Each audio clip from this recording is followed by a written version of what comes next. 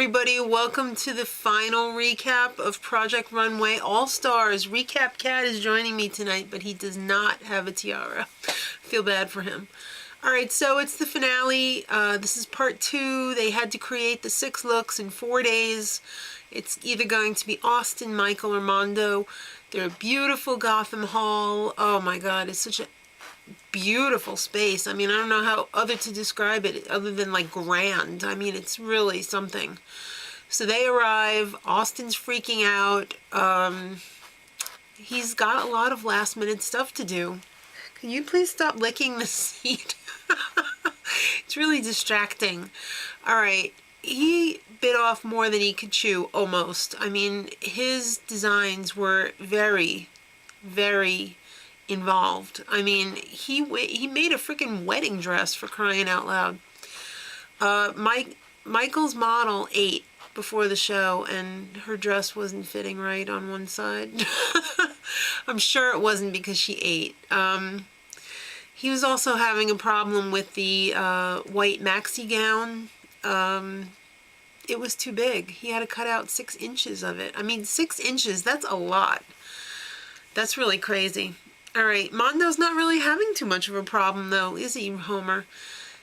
So Joanna Coles just decides to delint him. It's pretty good. I'm getting cat fur in my mouth. Thanks, Recap Cat. So all the models go to hair and makeup, and before you know it, it's time to start the show. The audience was full. It was full of designers and past Project Runway contestants and winners. So there's going to be 2 guest judges along with the regular crew, Georgina Chapman, Isaac Mizrahi, Angela Lindvall. Add to that Tommy Hilfiger and Ken Downing.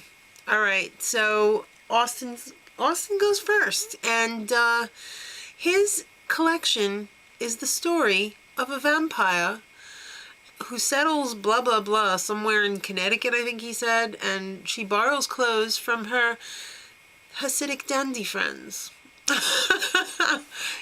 Pure genius. Pure genius. I loved his collection. I thought it was really cool. Those capri pants were almost like vampire toreador pants. He had a skirt, he had a dress, he had a red carpet gown. The cat suit was pretty amazing, and the final look of the wedding gown was really cool.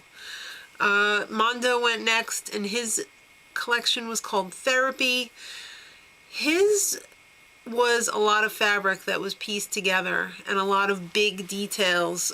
He had a skirt, a dress, these giant pants, these like peekaboo pants that were like leggings with the cutouts see-through on the side. He had this ink blot dress that was extremely fitted and really nice.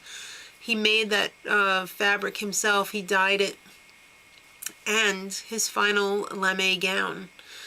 Now, Michael's collection was inspired by the Serengeti. I know. His was basically, I mean, you looked at it and you knew it was his. Well, I guess you could have done that with all of them because they all rang true to who they were as designers. He had a jumpsuit that was kind of flowy. He had a lot of animal print. He had a short dress. He had a dress with big hips. He had some shorts, another flowy jumpsuit at the end, and a white maxi dress that was open to the belly button, which is pretty much his signature look, and all made out of jersey. All right, so now the judges critique Austin. His jumpsuit, the cat suit, was the extra look.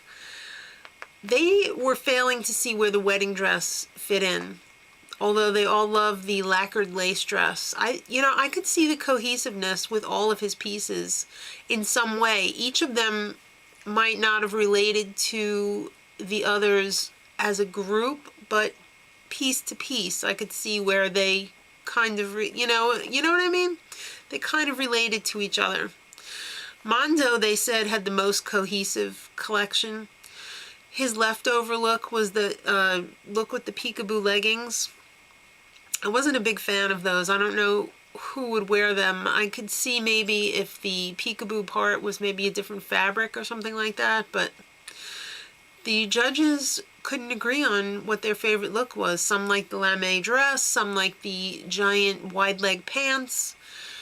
Michael's collection was totally ready to wear. They were ready to like move it into the stores, and they thought it was sexy and sophisticated, but it was awfully commercial. And you know what commercial translates to, just ask Heidi. Kind of cheap. His extra fabric was the white maxi dress. You know, I thought there was a big bone of contention about those dresses that you could not wear without a bra, and yet he still chose to do that. So I'm a little surprised, and it was cheap because it was all jersey. There was no ideas. There was no couture there. Oh, Homer, please. Homer says, oh, déclassé. All right, so it's time for the results, and they ended up throwing in a trip to Paris, I guess, as a consolation prize for the losers. So Michael is the first one to find out that he's out, and he gets his tickets, and he gets sent off the runway. So then it comes down to Mondo and Austin, and unfortunately, well, I shouldn't say unfortunately, Austin lost. I was kind of pulling for him because of his family situation and everything, but I really did like his collection the best. Mondo won, and there was a little bit of bitterness there, kind of. I could sense some tension. You could probably cut it with a knife. You know what? They were all great. I think any one of them really could have won. And I wish they all could have won. I wish they could all sell their clothes in Neiman Marcus. That would be pretty cool, because they all deserve to. So congratulations to Mondo. Again, I wish they all could win. Let me know in the comments who your favorite designer was and who you thought should have won. Project Runway is going to be coming back this summer, so if you've got Tim Gunn withdrawal, Heidi Klum withdrawal, Michael Kors, Nina Garcia was on the episode tonight, but God, it wasn't enough. It's never enough. All right, so make sure you tune in this summer.